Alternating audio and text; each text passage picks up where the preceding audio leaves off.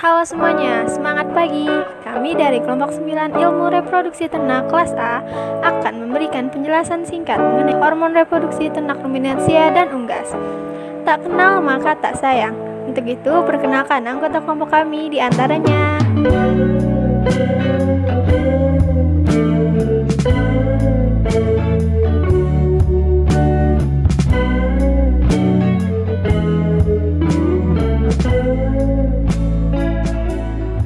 Oke, untuk itu selamat menyaksikan. Assalamualaikum warahmatullahi wabarakatuh. Perkenalkan, nama saya Muhammad Yasin, NIM 282, akan menjelaskan tentang siklus reproduksi pada ternak ruminansia jantan. Pada ternak ruminansia jantan sendiri hanya memiliki satu siklus, yaitu siklus pubertas. Siklus reproduksi ternak ruminansia jantan sendiri dimulai dari ternak menerima sebuah rangsangan. Rangsangan itu dapat berupa perabaan, penciuman, pendengaran, dan juga berupa penglihatan. Dari rangsangan tersebut akan menuju ke hipotalamus. Di hipotalamus sendiri, rangsangan akan diterima dan akan mensekresikan hormon GnRH atau gonadotropin releasing hormone. Selanjutnya ada masuk ke hipofisa. Dari hipofisa ini akan dialirkan lagi menuju ke adenin hipofisa. Dari adenin hipofisa ini akan dibagi lagi menjadi dua hormon. Yang pertama ada LH atau ICSH dan yang kedua ada FSH. Hormon LH sendiri, hormon LH akan berfungsi untuk merangsang sel Leydig untuk menghasilkan hormon testosteron yang berfungsi sebagai penghasil seks sekunder serta libido pada ternak. Selanjutnya ada FSH. FSH adalah follicle stimulating hormone. Dari FSH ini akan menstimulus ke sel Sertoli serta tubulus seminivenus. Di Sertoli sendiri nanti akan diberikan nutrisi kepada sperma, serta di tubulus seminivenus adalah tempat terjadinya spermatogenesis. Terima kasih. Assalamualaikum warahmatullahi wabarakatuh. Perkenalkan, nama saya Muhammad Abdurrahman Hafiz. Di sini saya akan menjelaskan tentang siklus hormon reproduksi ruminansia betina. Siklus hormon reproduksi ruminansia betina diawali apabila ternak menerima rangsangan, maka rangsangan tersebut akan diterima hipotalamus. Hipotalamus kemudian mensekresikan GnRH yang kemudian dilanjutkan ke hipofisa. Hipofisa dalam siklus hormon ruminansia betina terbagi menjadi dua, yaitu adenohipofisa dan neurohipofisa. Apabila ternak tersebut birahi, maka hipofisa akan melanjutkan ke adenohipofisa. Adenohipofisa akan mensekresikan hormon FSH, LH, dan LTH. Hormon FSH yang disekresikan oleh adenohipofisa akan merangsang pertumbuhan folikel. Folikel-folikel tersebut terdiri dari folikel primer, sekunder, tersier, dan folikel digraf. Di dalam folikel digraf, sel TK internal yang akan memproduksi hormon estrogen, sehingga menyebabkan ternak tersebut birahi.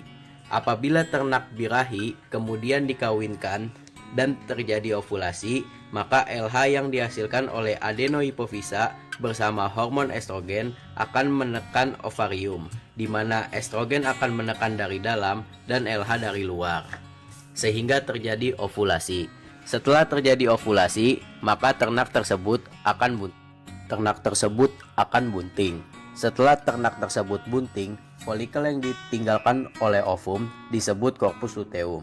Corpus luteum tersebut akan menghasilkan hormon progesteron yang akan menjaga kebuntingan pada ternak.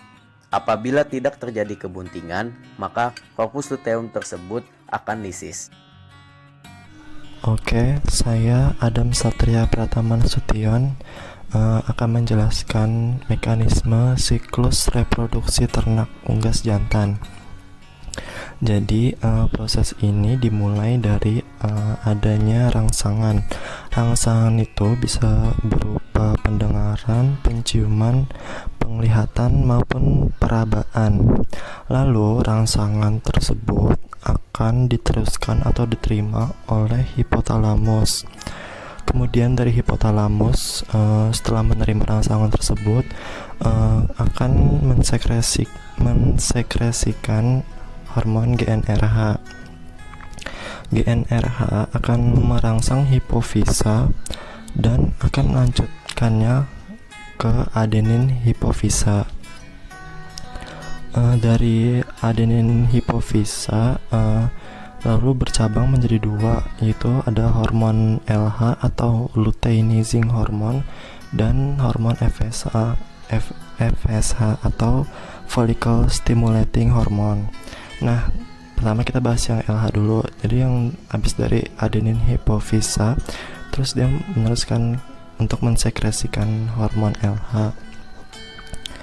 Di hormon RH itu akan dia menstimulus sel Leydig untuk mensekresikan hormon seks sekunder, yaitu hormon testosteron, di mana hormon testosteron ini akan digunakan dalam proses spermatogenesis.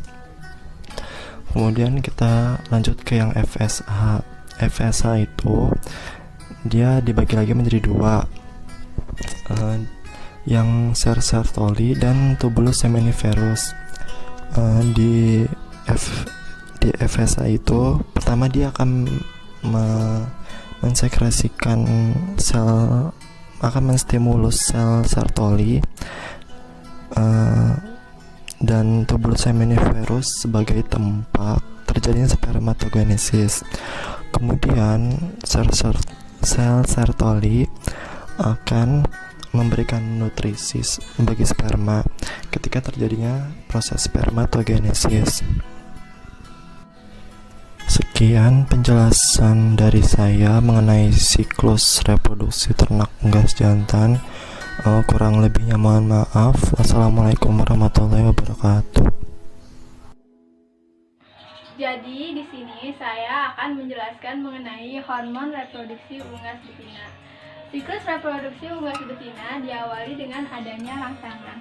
Rangsangan tersebut akan diterima oleh reseptor yang ada pada unggas, kemudian akan dikirimkan melalui sinyal-sinyal ke kelenjar hipotalamus yang ada pada bagian otak.